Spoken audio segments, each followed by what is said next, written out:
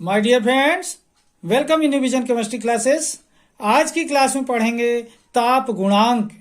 ताप गुणांक किसे कहते हैं, यानी ताप अभिक्रिया दर को किस प्रकार से प्रभावित करता है। ताप गुणांक पढ़ेंगे, टेम्परेचर कोफिशिएंट।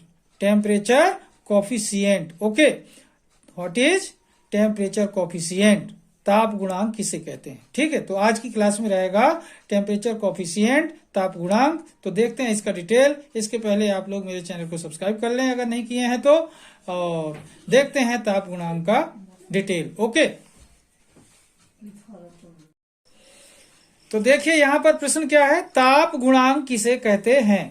ताप गुणांक किसे कहते हैं, ये प्रश्न है रासायनिक बलगतकी वाले चैप्टर का। ठीक है, रासायनिक बलगतकी वाले चैप्टर का एक क्वेश्चन है छोटा सा, ताप गुणांक किसे कहते हैं।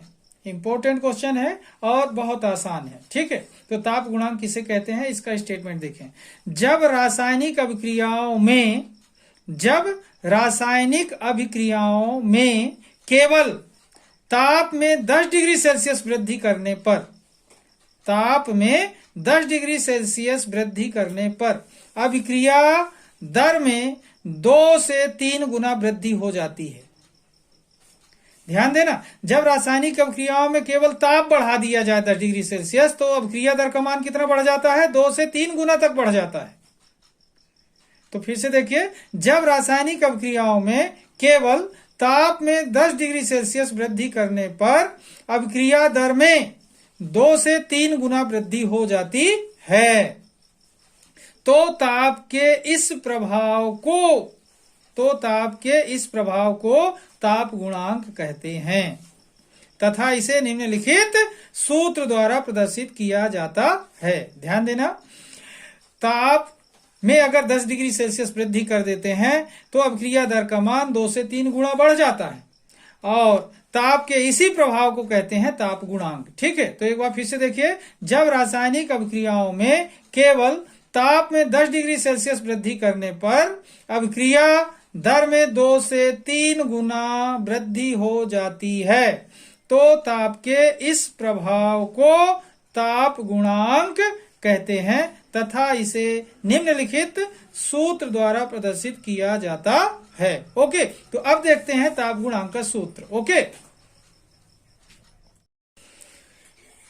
तो देखिए ताप गुणांक का गणितीय सूत्र देखते हैं। ताप गुणांक बराबर KT plus 10 upon KT equal to 2 से 3। ठीक है, यहां पर देखें ताप गुणांक का मान कितना आ रहा है, अधिकतम 2 से 3 के मध्य आएगा। ठीक है, तो ताप गुणांक बराबर KT plus 10 upon KT equal to 2 से 3 के मध्य होगा।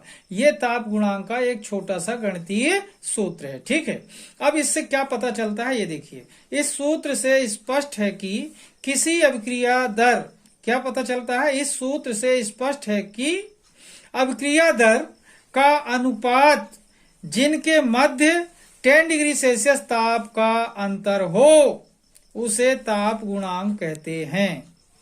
तो यहां पर देखें अंतर है, ये अनुपात है, तो इसमें ऊपर वाले में 10 डिग्री सेल्सियस ज्यादा है टेम्परेचर, नीचे वाले में कम है।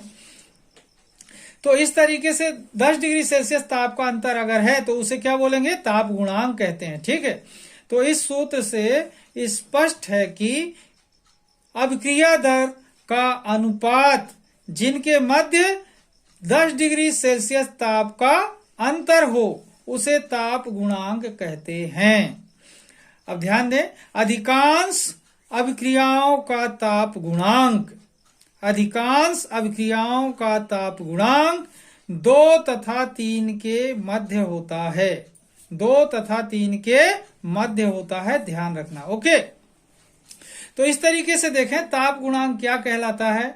यहां पर देखें, अगर क्वेश्चन आता है कि अभिक्रिया वेग स्थिरांक पर ताप का प्रभाव समझाइए, तब भी ताप गुणांक ही स्पष्ट करना है आपको। ठीक है, क्वेश्चन हो सकता है ताप गुणांक किसे कहते हैं, या ताप गुणांक 2 अभिक्रियाओं के मध्य अधिकतम कितना होता है।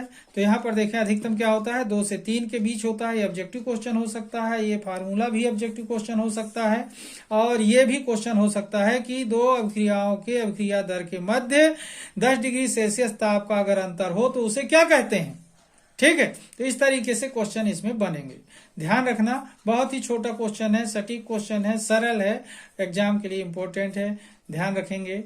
इस समय जितने क्वेश्चन मैं बता रहा हूं सब एग्जाम के लिए इंपॉर्टेंट क्वेश्चन दे रहा हूं, जिसे आप लोग जरूर पढ़िए और सीखकर एग्जाम देने जाइए। ठीक है। तो आज का वीडियो मैं यहीं पर समाप्त करता हूं। जिन लोगों ने मेरे चैनल को सब्सक्राइब न किया हो सब्सक्राइब कर लें। तब तक के लिए धन्यवाद। जय हिंद, जय भारत।